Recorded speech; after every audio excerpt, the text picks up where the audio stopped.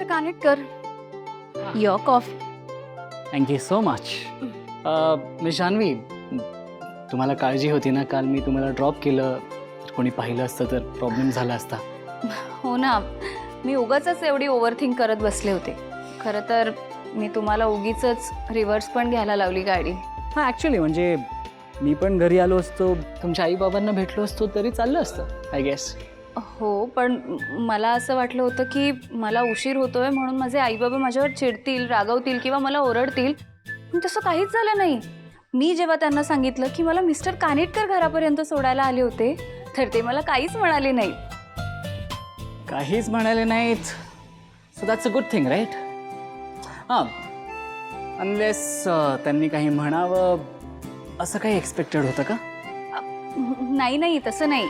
पण मला असं वाटलं होतं की मला उशीर झालाय म्हणून ते माझ्यावर ओरडतील किंवा ॲटलिस्ट का उशीर झाला याचं कारण तरी विचारतील. पण तसं काहीच झालं नाही. मी जेव्हा त्यांना सांगितलं की मिस्टर कानेटकरांनी मला घरापर्यंत सोडलं, तेव्हा ते काहीच म्हणाले नाहीत. म्हणजे एक सांगू का, तुमचं ना खूप भारी इम्प्रेशन पडलंय हा त्यांच्यावर. आणि मला तर आता असं वाटायला लागलंय की त्यांचा जेवढा माझ्यावर विश्वास आहे ना, तितकाच तुमच्यावरही आहे. आय नो, मी जिथे जातो असंच घडतं. म्हणजे तुम्ही अजून कोणाला असं घरी सोडायला जाता? तुम्हाला काय वाटतं? I am so sorry mister Kanetkar, I am so sorry. ते काय ना, मी ओघात बोलून गेले. I know it's too personal आणि मी तुम्हाला असं विचारायला नको होतं. No, it's okay miss Janhavi. म्हणजे इतक्या हक्काने मला कोणी विचारलं नाही, रादर कोणाला विचारू दिलंही नाही. But in your case things are different. म्हणजे आपण दोघेही खूप कम्फर्टेबल आहोत, राईट मिस जान्हवी?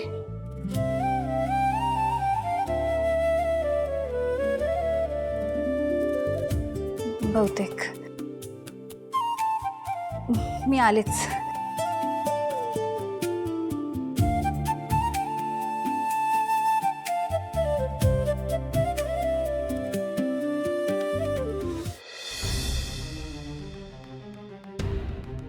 जानू, काल मी गाणं म्हटलं तेव्हा तुला काहीतरी आठवते असं मला जाणवलं. मला असे प्रयत्न करत राहायला हवेत म्हणजे तुला हळूहळू गोष्टी आठवतील.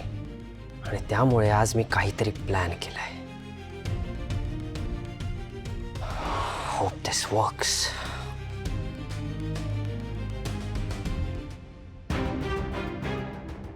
हॅलो, कोण आपण?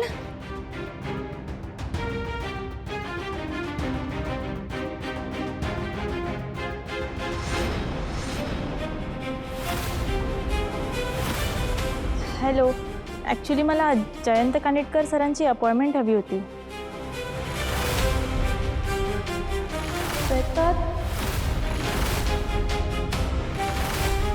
तुझं काय काम आहे मिस्टर कानेटकरांकडे?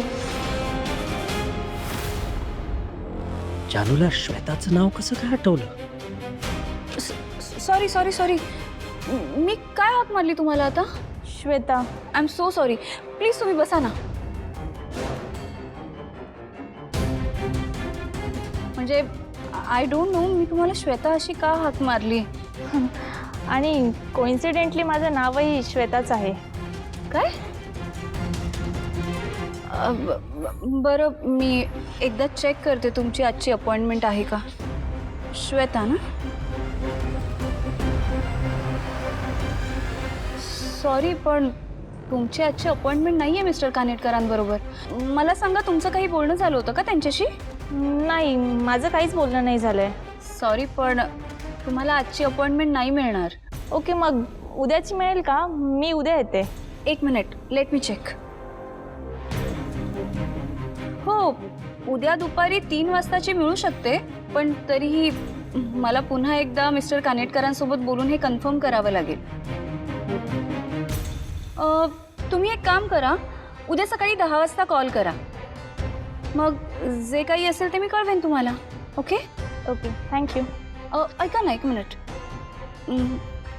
मला सांगा, आपण याआधी कधी भेटलोय? तुम्ही असं का विचारताय? तुम्ही याआधी मला कधी बघितलंय का? तेच तर आठवत नाहीये ना मला. पण तुमचं नाव I am sorry, I am so sorry. Please don't mind. No problem.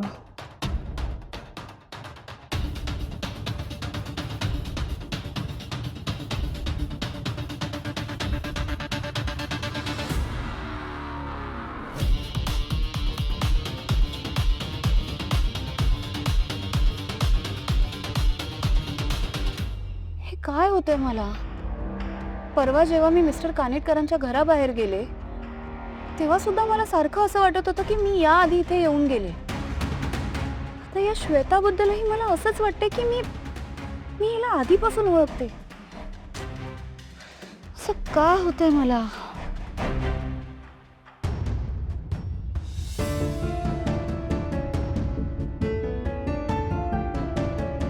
विश्वा, अरे जानूने माझं नाव गेस केलं आणि याआधी आम्ही तिला भेटलोय असंही वाटतंय. बघितलं मी. It work well. Anyway thank you so much Shweta की तू आलीस. मला ना सारखं सांगावं वाटत होतं की जानवी, मीच तुझी मैत्रीण आहे श्वेता. नाही नाही नाही श्वेता, आपण असं नाही करू शकत. हे बघ, आपण जर तिला असं डायरेक्टली सांगितलं तर तिला शॉक बसेल. तिला तिचा वेळ घेऊ दे. विश्वा, अरे कसं करतोयस तू हे सगळं? खूप अवघड आहे. पण जानूसाठी तिच्या कलानेच गोष्टी घेणं गरजेचं आहे, नाही तर त्रास होईल तिला. एनिवे तुला उद्याची अपॉइंटमेंट मिळाली तर तू उद्या ये. म्हणजे काय होईल, तिला जर पुन्हा भेटलीस तर हळूहळू गोष्टी आठवतील. भेट उद्या. येस.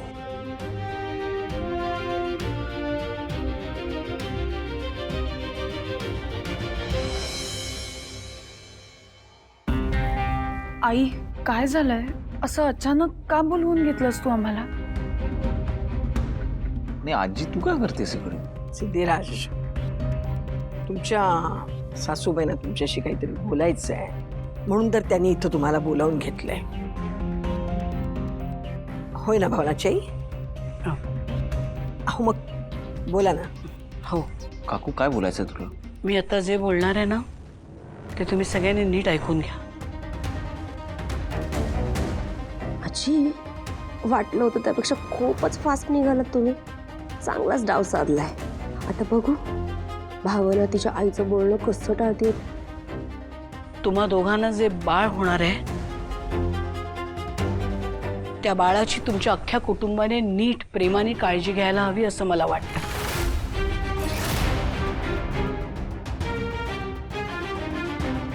म्हणजे हे हे काय बोलतायत तुम्ही भावनाची? अहो बरोबर तेच बोलतेय मी. एका होणाऱ्या आईला तिचं बाळ पाड असं असं कसं म्हणू शकतं कोणी? एक कोणीतरी येतं, भाकीत करतं आणि फक्त त्या भाकीतावर आपण जे बाळ अजून जन्मालाही आलेलं नाहीये त्याच्या जीवावर उठतो. एवढं मोठं पाप करण्याचा अधिकार आपल्याला कुणी दिलाय? म्हणजे हे जे काही मी सांगते हे माझं सांगणं चुकीचं वाटतंय का तुम्हाला?